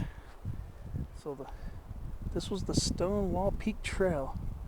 This is the other portion of it. Let's see if there's anything on here. If there's any idea if there's anything on this side. So I'm gonna go with this one. I'm gonna turn left here. Los Caballos Trail. How far is it from here? 0.2 miles.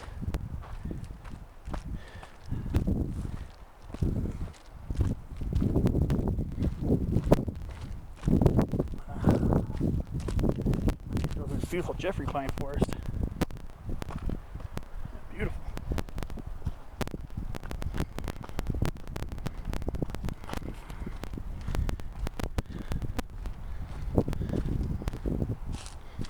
Alright, now I gotta get around this craziness here. Around this mud.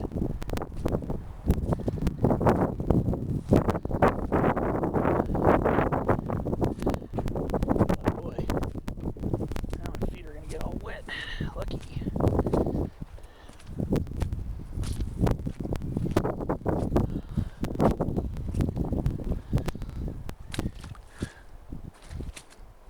Alright.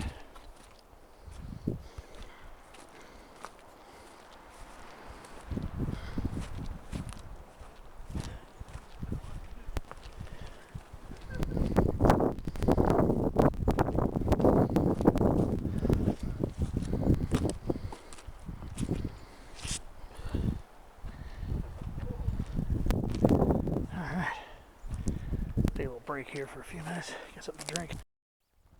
That is insanely beautiful over here. So I'm here on the Los Caballos Trail. So I've been on portions of this trail before. I parked at the Trout Pond Trailhead, which is a place I've parked a good few times now. I'm probably going to end up, crossing the Stonewall Mine Service Road. I don't think I'm going to necessarily have to go all the way to Trout Pond. If I did, which is doubtful, then all I have to do is just get off, and I'll be running into the Marty Minshaw Trail, and then I would follow that until I got to the Trout Pond Trailhead, which is south of Cuyamaca Lake. Again, you've seen videos of me over there before. Might, or if you haven't seen my other videos, this is your first one. It's right at a real sharp bend on 79, just south of Cuyamaca Lake. And it's right at the junction of 79, and across the road is Milk Ranch Road.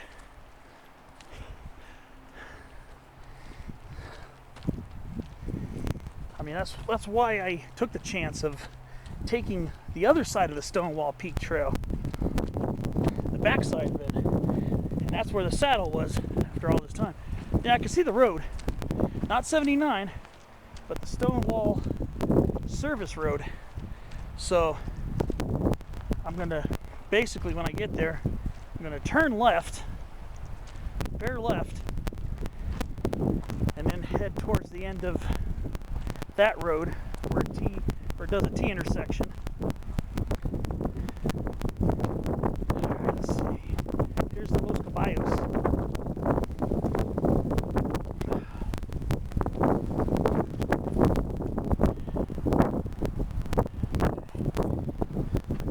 Let me see what this says here. Oh, okay. This will take me to the Cold Stream Trail. The Cold Stream Trail links up with the lower portion of the other side of the Stonewall Peak Trail. So if I follow this, I should be able to get back to near the bottom of the other side of the Stonewall Peak Trail and link up right to the highway and hop across to get to Paso Picacho. It's only, yeah, just under a half mile from here. Okay, I could totally dig that. So I'm definitely making a really cool loop today. Because I remember when I first started on the Stonewall Peak Trail, not that far up from the beginning of the trail, on the Paso Picacho Campground side, where I started, I saw a sign for the Cold Stream Trail branching off to the left. So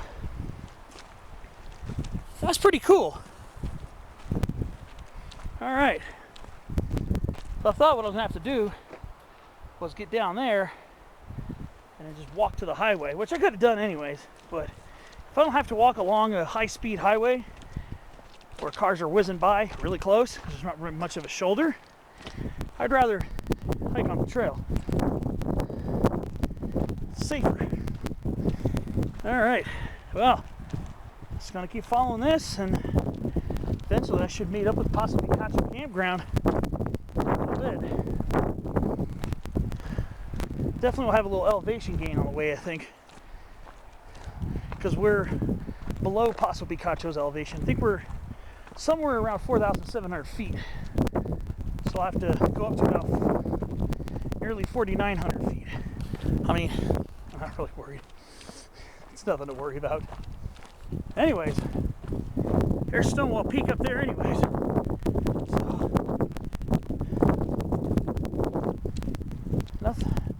nothing but just smooth trail walking back to the car.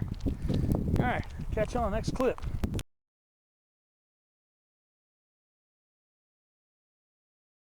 I'm getting ready to hit my second wet spot. There are a lot of seasonal marshes and seeps and everything here. But before I deal with that, and get my shoes wet a second time, just noticing lots of fiddlenecks here. Looks like they're going a little bit past their peak bloom now. These are pretty common annuals that are found here. This one should be Amsinkia intermedia, one of the more common forms. There are a couple other species, but intermedia seems to be the more commonly known one. I got those little 5-lobe corollas with the pretty 5 petals. All right, I think I'm gonna actually step off the trail a little bit. See if I can bypass the insanity over here. Some of that water's a good few inches deep.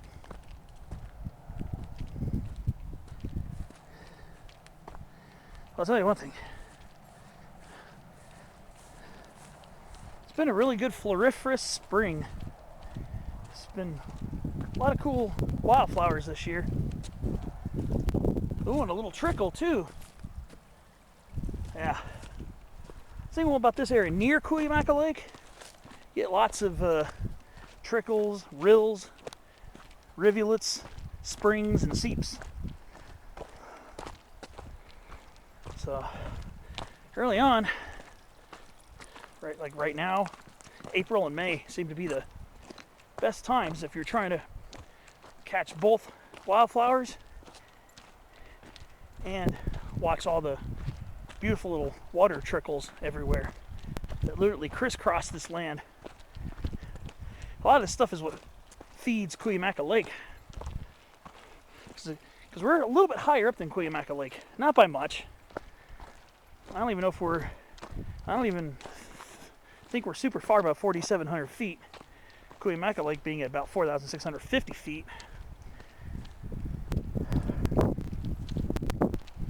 But yeah, just come here in April and May, especially after a good rainy season. That's another reason, besides the health of the environment and the quality of the air. Another thing to hope for a good rainy season is for healthy, lush plants that bloom like crazy and provide some beautiful color to our landscape.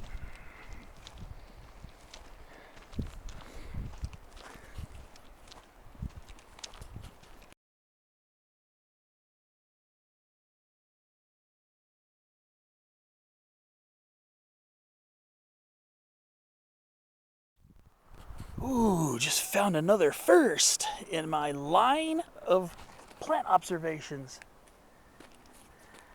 I think this might be a leatherroot plant. This is definitely a Fabaceae. Ooh, this might be a plant in the genus Hoatai. And it's not pronounced like it's not pronounced like it's spelled. It looks like it's spelled Hoita, H-O-I-T-A. But according to Fred M. Robertson, Robert Allen's book, Wildflowers of Orange County and the Santa Ana Mountains, the genus Hoita is supposed to be pronounced Hoatai, Hoita. I believe I found a species of Hoatai for the first time in my life. I knew eventually it would happen. Let me see if I can identify this, what it is. Let me get back to you and see if I can come up with a satisfactory answer, what species I'm looking at.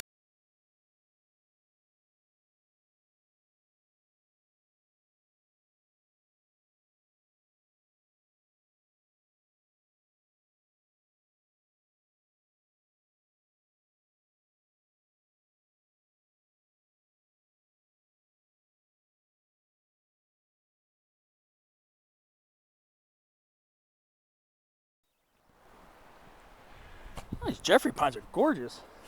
A lot of nice ones here. There's a younger one here. Beautiful trees. This trail's definitely not lacking either in scenery. Oh, here we go. Rupertia rigida. Once again. Pretty cool. And just like that Hoatai plant I was talking about when I first thought that was what that was. It's also a member of the pea family, the Fabaceae, as well. But yeah, we're definitely getting a nice little uphill grind right now. Which definitely feels a little more tiring after that bushwhacking I did. So definitely think that doing a little more research would probably be a prudent idea. Honestly, I'm in no rush to go back, especially the next couple weeks, or at least next week.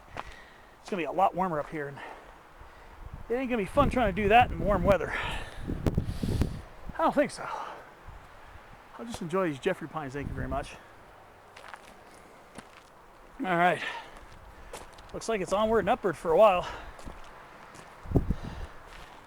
A little incense cedar. Pretty cool.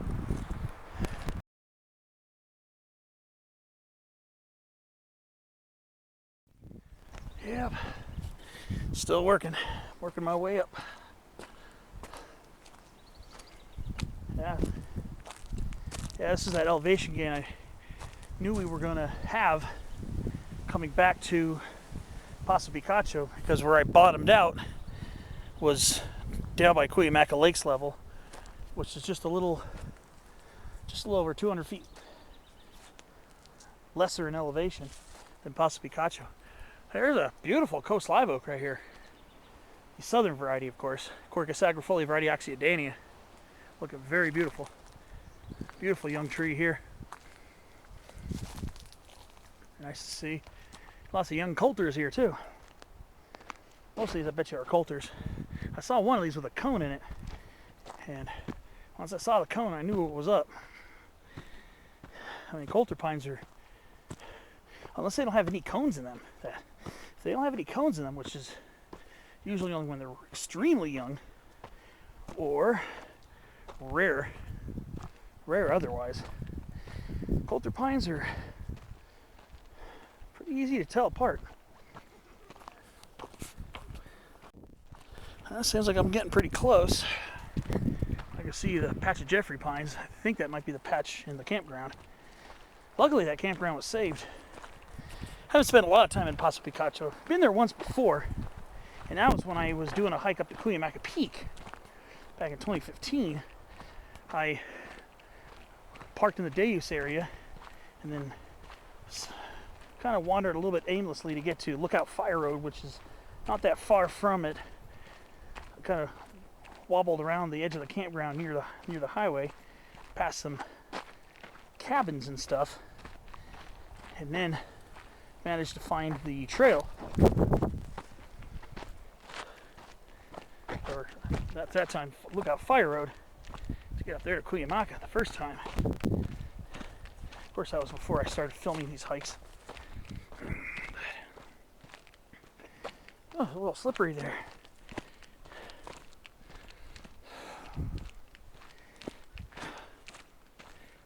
That's weird. The whole time I was bushwhacking and getting my feet caught in buckwheat and stuff, I didn't trip once. Ooh!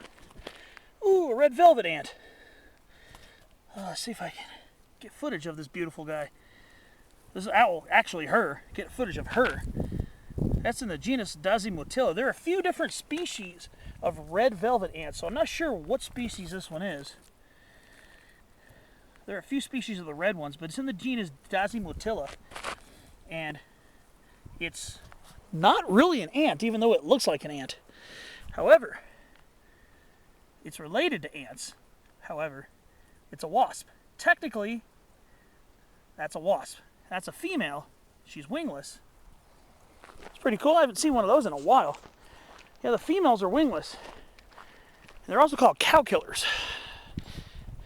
And when you know that we're talking about a wasp called a cow killer, what does that imply?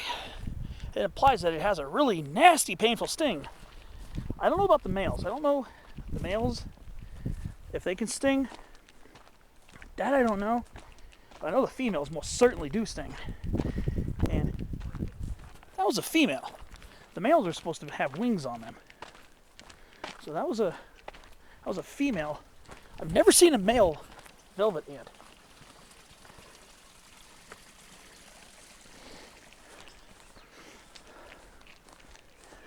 Not seen a velvet ant in a while. I can't remember the last time I saw one. I know I've seen a few in Angeles National Forest. I've seen a few there. I've seen a couple in a couple other spots, but I don't see those very often, so I'm not much of an entomologist either. But that's pretty cool. Just glad I saw that. Almost didn't. Alright. Looks like it's got some more uphill on the way back, so I'm still going up a little bit. It's not too bad though. It's not really steep or anything. But after you've been bushwhacking and thrashing in chaparral, it might feel a little more tiring than usual. Alright. Keep on going.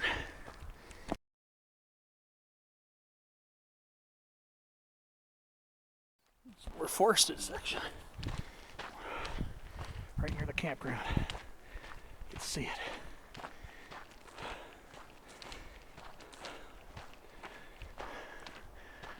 Beautiful trees.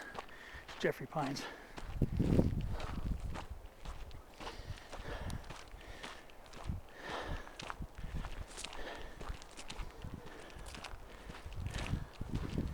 Alright. Should be back pretty soon. Junction of trails.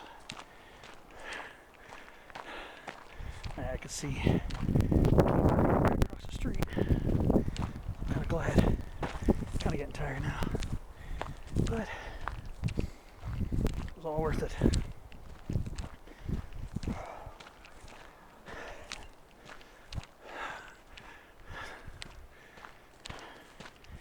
Right back here at the junction. Okay. We're back at the intersection. That's the Stonewall Peak trail there.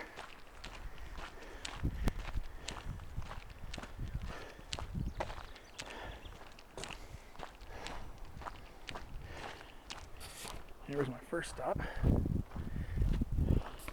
So yep, there's the Stonewall Peak trail. Cold Stream Trail apparently continues. This is Cold Spring Trail in just under 2 miles. Okay. Wow. This is gonna pretty much wrap up my adventure here. Just gotta cross 79 safely and carefully, that is, and just walk to my car. inside the day use area. So here it is, Paso Picacho picnic area and campground.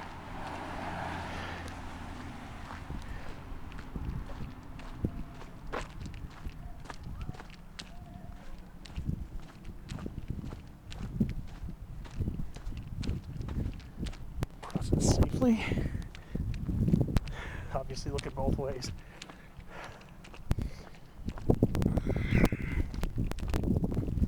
Alright, here we are back at Paso Picacho.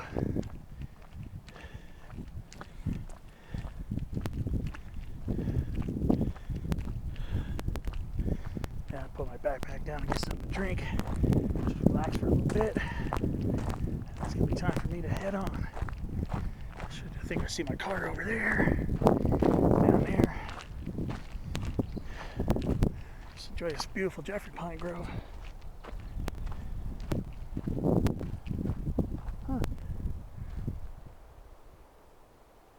I think those guys continued on the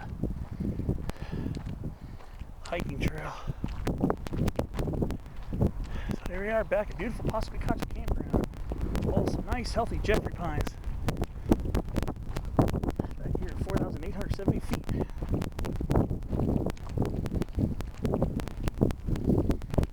Alright.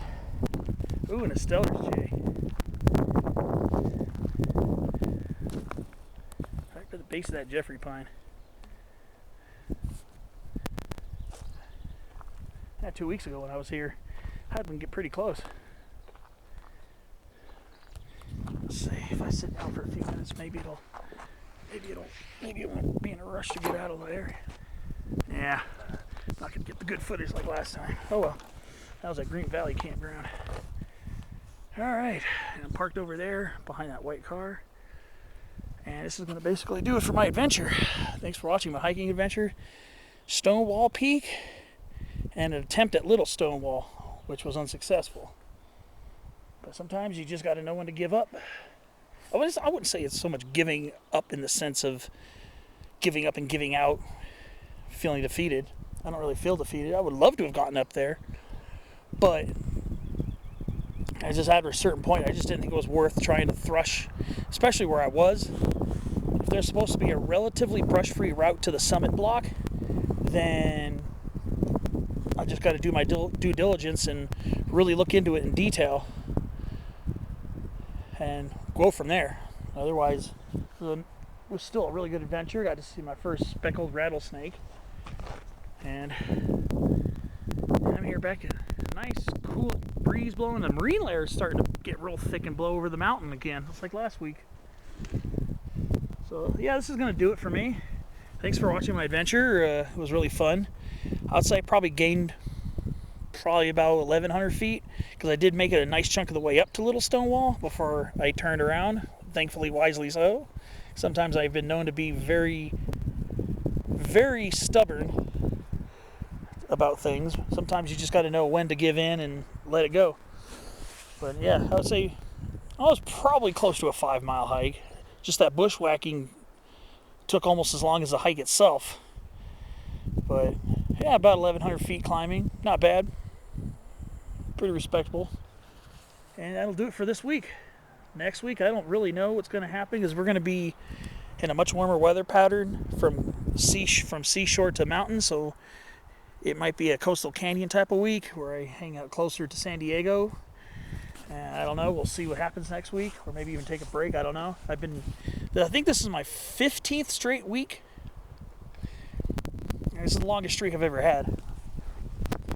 But I don't know. We'll see. I'll see how it goes next week. Thanks for watching my adventure. Hope you enjoyed it. And make it out here to Paso Picacho. Take some hikes around here. Really beautiful. See you on the next adventure.